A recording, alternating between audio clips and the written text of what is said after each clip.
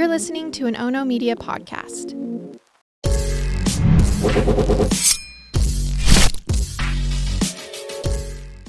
Good morning, and thanks for joining me for Rise in Crime, your morning caffeine hit all about crime. I'm Mama Jules, and I have an update to a wrongful conviction case out of Hawaii. That case, well, it set a man free. It also caused another man to take his own life. Now we have to jump back to Christmas Eve of 1991, when 23-year-old Dana Ireland was visiting the island of Hawaii.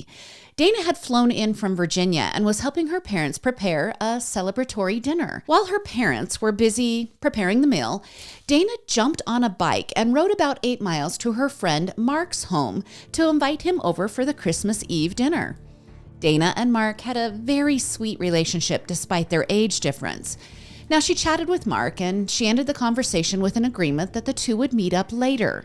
She then jumped back on the bike to return to her parents' rental home in the Kapaho vacation land at 5 o'clock that evening.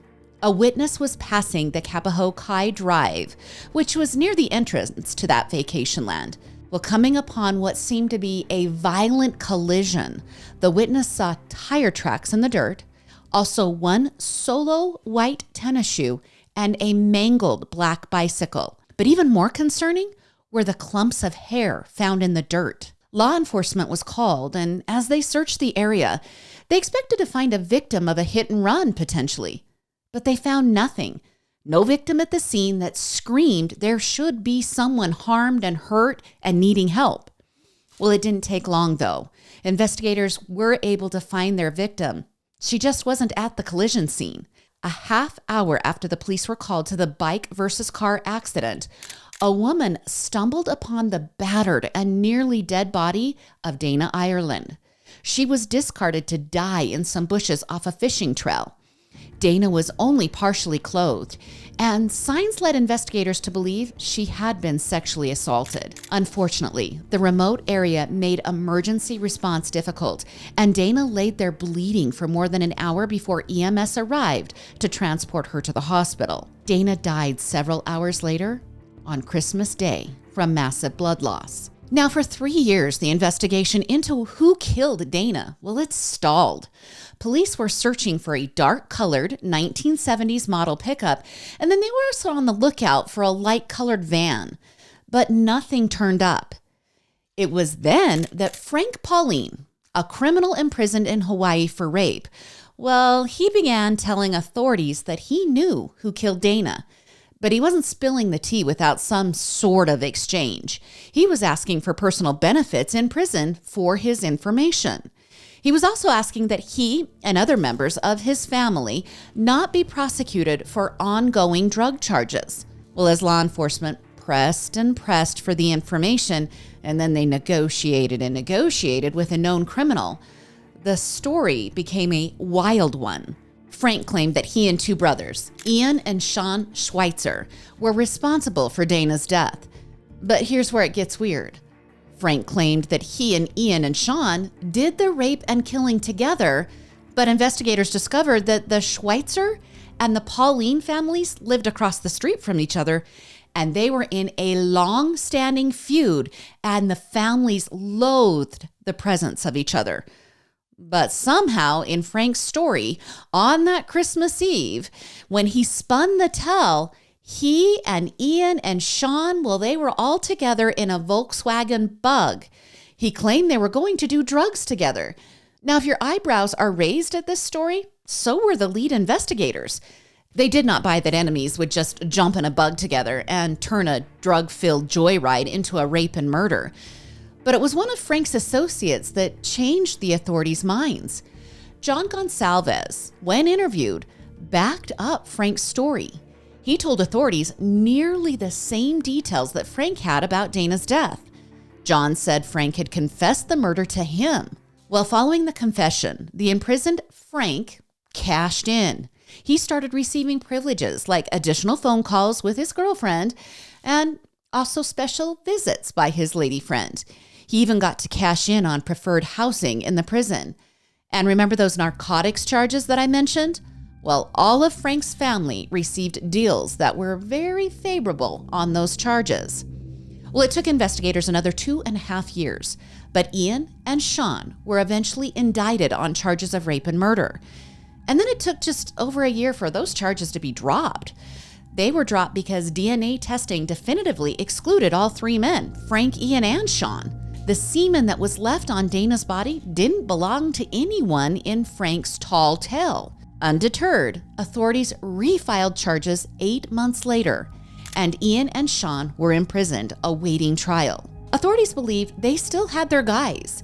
They were sure a bloody t-shirt found near Dana belonged to Frank, despite the fact that only Dana and the unknown semen contributor's DNA were found on the shirt. And details just weren't checking out.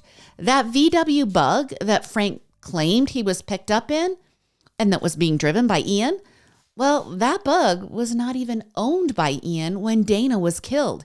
He didn't buy the bug until 2 months after the murder.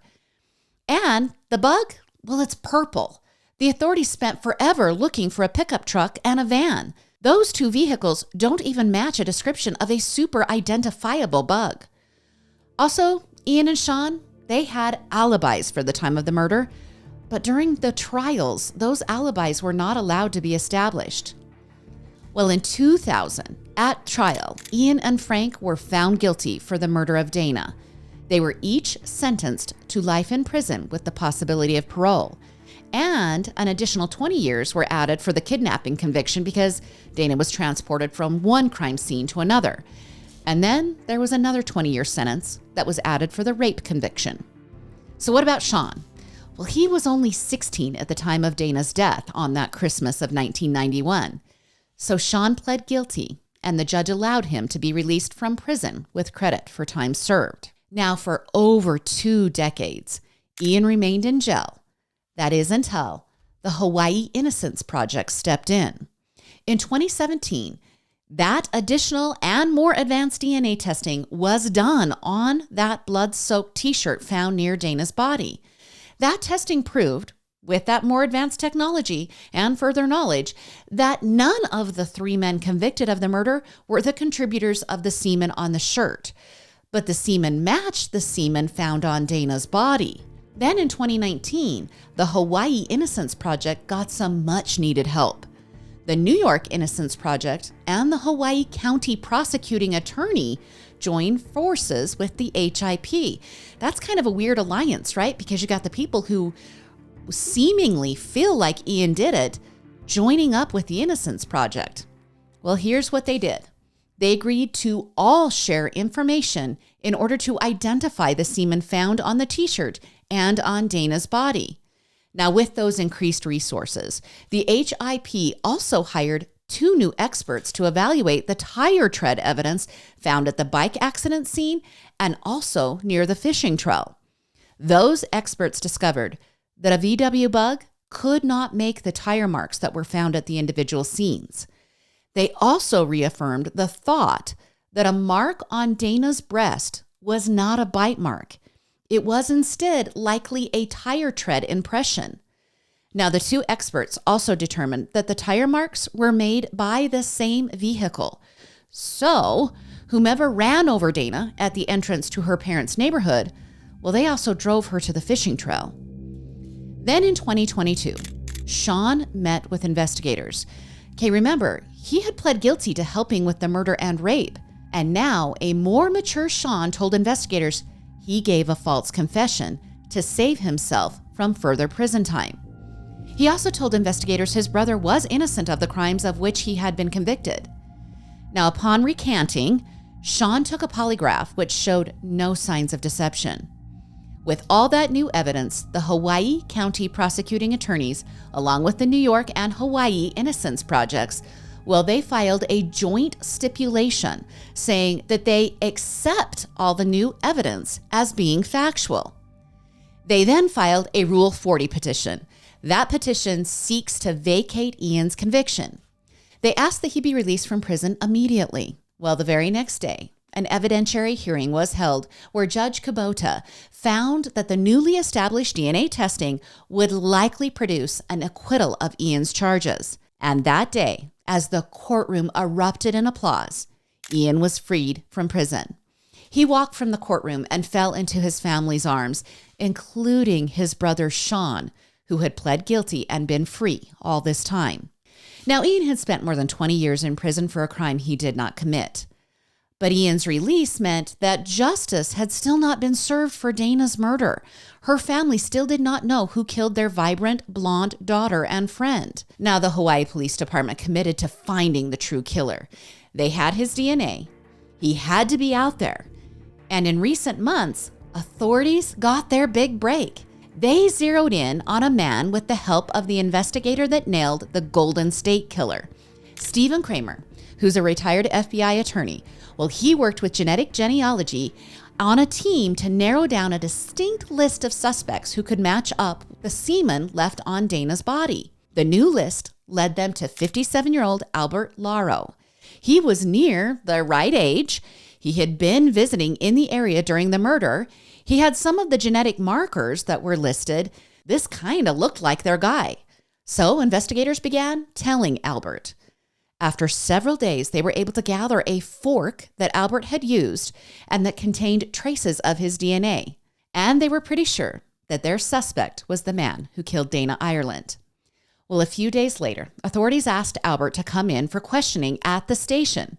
They requested that he give them a DNA sample to match up against their database. Now, some people are leery about this investigative tactic. Why not just arrest him and hold him while the DNA sample was confirmed? But they didn't do that. They tipped their hand, and I'm sure they expected a much different outcome because Albert killed himself last week at his home. This is another blow for Dana's family. They still will not get the full story of what happened to their beautiful loved one. Police Chief Ben Moskowitz defended investigators' decision to not arrest Albert. He said the evidence only pointed to the rape of Dana and not the murder of the young woman. And because the statute of limitations had expired on the rape charge, he said he couldn't arrest Albert. And they were working to establish more evidence to shore up their case for charging Albert with murder. Investigators are now hoping a forensic audit of Albert's cell phone will reveal some information about the murder. Now, Ian's attorneys aren't buying the investigation tactics. They are claiming investigators should have assured that Albert would be watched. They also said it is well known in law enforcement circles that there is a serious chance that potential suspects will kill themselves when they are faced with the knowledge that authorities have their DNA and are linking that DNA to a crime as hefty as murder. Now, the police chief is saying that he absolutely did not sabotage the case, saying the claims are abjectly false. Now, Mayor Mitch Roth, who was the Big Island's top prosecutor when Ian's attorneys and prosecutors entered into that conviction integrity agreement to reinvestigate the case, well, he said on Monday that he stands behind the police and noted that the results from the swab they collected didn't come in until after Albert took his life. He also said Albert was not on investigators' initial radar more than 20 years ago. However, Albert did own a truck back in 1991.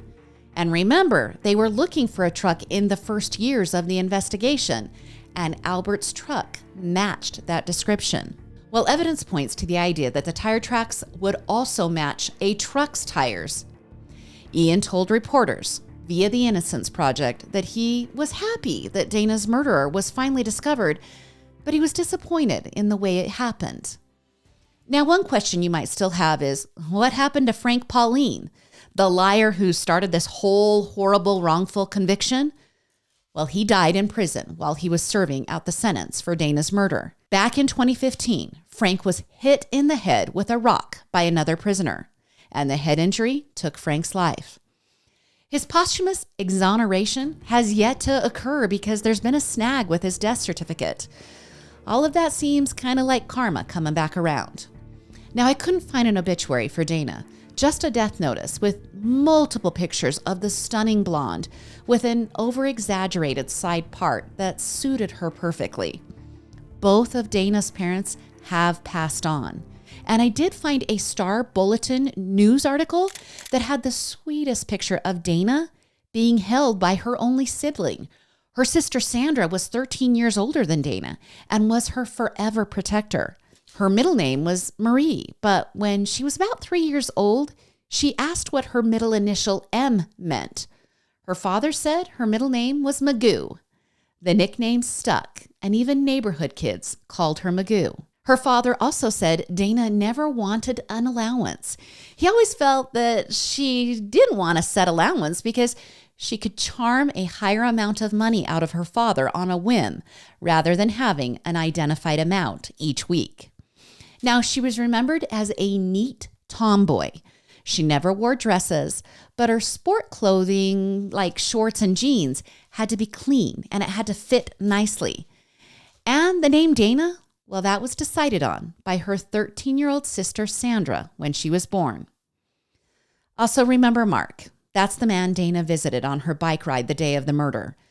Well, he told the Star Bulletin that he had asked her that day if she wanted him to drive her back to her parents' rental. She declined, saying that it was a beautiful day to not be wasted. Mark was likely her last contact before she was run down by Albert. Now, on the morning of Dana's murder, her mother said they had actually talked about heaven. She said Dana had mentioned to her that if there was no heaven, then all the good people and all the bad people will end up together. And that just didn't sit right with her. Her mother told Dana that no matter what, God will take care of you.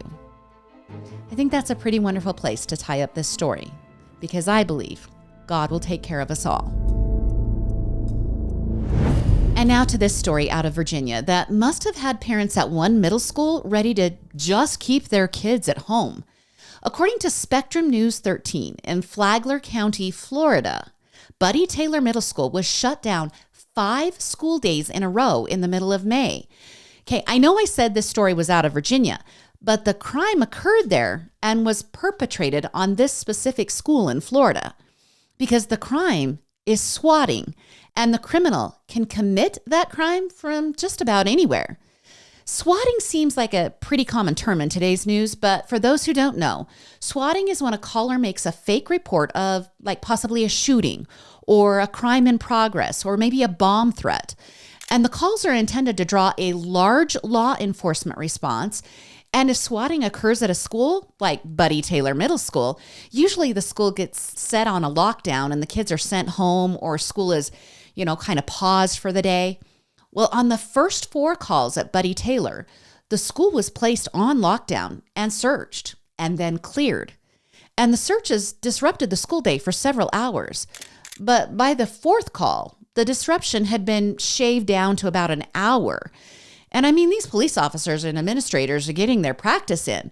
But on the 5th call, school was not in session on campus that day, and they were able to clear the call quickly. On the day of the 5th call, school had not yet started. Maybe in that school district, they have late start Mondays or something. So that's why the campus was cleared so quickly. But here's what law enforcement figured out pretty quickly, though. Not all 5 calls came from the same swatter. Call number 4 was a local 13-year-old boy who saw the response of the first 3 swatting calls, and he decided to give his skills a whirl. He didn't have what it takes to be a swatter, though, because police tracked him down almost immediately and made an arrest. On that 4th call, the teen phoned the school front desk line, and he stated that the school would be blown up at 11 o'clock. Now, detectives discovered the call came from Daytona Beach, which is just about 20 miles north of the school. Law enforcement descended on the caller's home and found the teen still in possession of the cell phone used to make the call. Now, that teen confessed that he didn't attend Buddy Taylor Middle School, but he did have a friend who attended, and that friend had dared him to make the copycat call that consisted of the bomb threat. So they solved call number 4, but that left the other 4 swatting calls, call 1, 2, and 3, and call number 5. And they needed to figure out the caller or callers who made them, and they got to solve this problem during the summertime while school is out of session. Well, detectives got busy, and they discovered the other 4 calls came from a home in Henrico County, Virginia. But that wasn't easy, because whoever this swatter was, that swatter had done a pretty good job of hiding his tracks. When deputies searched the home where the swatting calls originated, they discovered their criminal was an 11-year-old boy. You guys heard me correct, 11 years old. During their investigation, the detectives learned that that boy had made swatting calls to various places in Nebraska, Kansas, Alabama, Tennessee, and Alaska, and obviously Florida. He even made a swatting call to the Maryland State House. Now, the 11-year-old has been arrested and is facing 29 felony counts and 14 misdemeanors. And those charges vary depending upon the state. The 4 calls to Buddy Taylor are felonies in Florida. Now, the boy is being held in a juvenile detention center in Virginia, but he will soon be extradited to Florida to face those felonies. Each call was not exactly the same either. In some of the calls, the 11-year-old stated he had a bomb hidden on the premises. Then in others, he claimed he had just shot a teacher and that he would harm more people if law enforcement didn't respond. Then in other calls, he claimed to have harmed students. So how did an 11-year-old pull off swatting calls that took 10 weeks of investigation to reveal who was doing the swatting? When he admitted to his actions, the boy told detectives he learned how to cover his tracks by watching videos online. Those videos taught him how to circumvent the way phone calls are tracked. He also wrote out his scripts for the calls by watching videos that gave instructions of how to word a swatting attempt. Now, swatting has become more prevalent in recent years. Back in February, an Alabama police officer was arrested and charged with a misdemeanor after law enforcement discovered he was the person who had made several swatting calls over a 3-month period. The 23-year-old officer named Christopher Sansbury, he called dispatch in late October saying that a subject was laying in the front yard, apparently suffering from a gunshot wound. All right, let's just pause, because if you're going to swat, maybe you don't use language like subject to describe the fake person. I would never say subject to describe someone. If I was making a 911 call, I would say something like a person's laying in the front yard, or a male or a female, or maybe a kid or a child. But someone who works in law enforcement would say subject.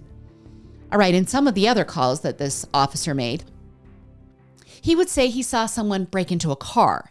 And in others, he would say he saw someone running with a machete. Now, during the machete calls, Christopher would embellish, saying that he could see blood trails through the streets and that there were a string of victims bleeding and dying in the roadway. When he was finally arrested, Christopher said he thought the calls were, quote, funny. Now, the police chief had a different reaction. He told reporters the following: "To be point blank and honest with you, it pisses me off." He went on to explain that he is working hard to build a police force that is filled with honest deputies. And then to find out Christopher was swatting during his shift made all of his efforts null and void. Now, the police chief said he wants to be surrounded by LEOs that have honorable careers. Christopher's swatting and also our 11-year-old boy's swatting, they were frustrating and uncalled for and just plain stupid. But some swatting calls have turned bloody and deadly. In 2015 in Oklahoma, James Hawley was angry with a friend of his. So he set him up by pretending the friend was the one making the swatting call. Now, James told local dispatch that a bomb had been placed at a preschool. When officers broke down James' friend's door, thinking he was the one who made the call, the innocent man was shot in the chest and arm. He spent time in a local hospital, but he did survive the attack. But he was completely innocent. He had no idea what was even going on when he opened the door to law enforcement. Then, in 2017 in Kansas, an innocent man named Andrew Finch was shot and killed after Andrew and the swatter named Tyler Barris got in a heated argument in a gaming room over a $1.50 bet. Now, to get back at Andrew, Tyler created a swatting situation that led police to Andrew's door, where he was shot through the chest. And there's also celebrities who get hit with swatting calls all the time. In 2013 specifically, Ashton Kutcher, Tom Cruise, Chris Brown, Miley Cyrus, Iggy Azalea, Justin Bieber, and Snoop Dogg, they were all victims of swatting. Investigators finally discovered the swatter was actually a network of criminals led by Mir Islam. It was discovered that Islam's group, had connections with Ukraine, that group swatted over 50 public figures. And like I said, individual states have varying laws about swatting. In California, if you're found guilty of swatting, you will bear the full cost of the response by law enforcement, and that could lead up to $10,000 plus fines. Now, some states and cities have implemented additional training for dispatch workers so that they can disseminate swatting. Other states, well, they've developed a database that a person can voluntarily belong to, where they provide vital information to that database about their home address and their lifestyle, so that if they get swatted, police will have knowledge before entering the person's home. Now, online gamers tend to use these databases because they're often the target of swatting instances. And there's lots of reasons why people swat, and they vary, but one particular reason is in order to dox the individual that is being targeted with the swatting attempt. Official police reports, court records, and news articles, well, those are most often readily available to just about anyone who asks. So if a swatter wants to mess with someone's life, that's an effective way to do so, unless the swatter gets caught.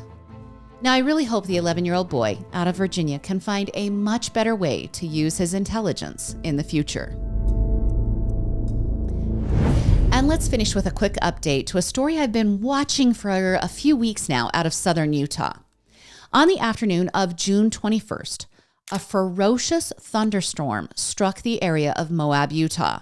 Hikers and those exploring via ATV, they were taken by surprise when a flash flood roared through the Steel Bender off-road trail area.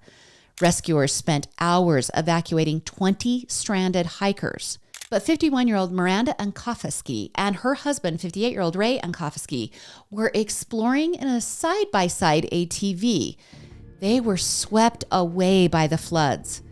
As the ATV was swept downstream about 3/4 of a mile, it was most likely pushed through the wash and over a waterfall.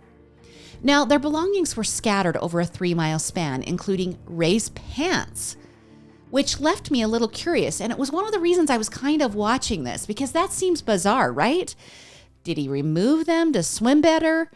Or did the current pull them off and maybe his wallet was zipped inside of the pants and that's why it was preserved? I don't know. It just kind of left me edgy. So I just kind of kept watching this story. Well, several searches of the area proved fruitless.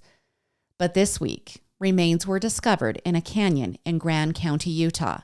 And those remains were later identified as Miranda. Her husband, Ray, has yet to be found. But the family's heartbreak isn't over.